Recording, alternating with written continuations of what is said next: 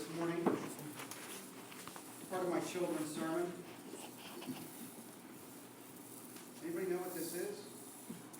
Emma, what is this? A circle. It has a particular name, a hula hoop. Do you know how to hula hoop? Not very good? Yeah, me either. Me either. It's a pretty big circle though, right? Did you ever see a circle this big? Yeah? Where have you seen a circle this big? Oh, no, hula hoop. All right, very good. Makes sense. All right. Well, you know what? This hula hoop takes up a lot of space, doesn't it? I couldn't put it in the passenger seat this morning because we'd be hanging out the window, and I actually had to open up the back of my car to fit it in, to bring it here to show you guys this today. And it takes up a lot of space, but when we look at this, what do we focus on? Do we focus on the big circle?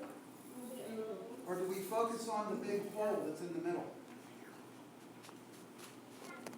You focus on the hole in the middle? Well, if the pink wasn't there, what would you see? Nothing.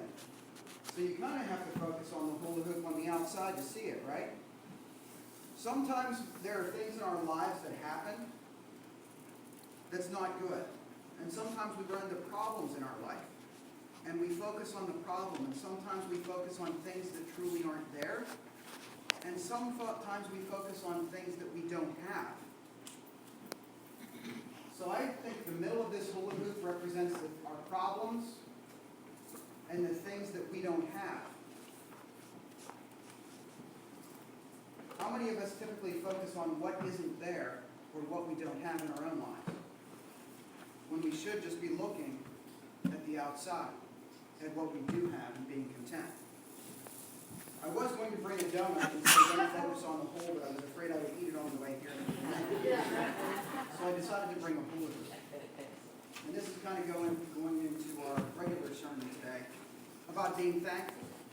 We need to be thankful that this small skinny part is there, because without it the hula hoop wouldn't be able to work.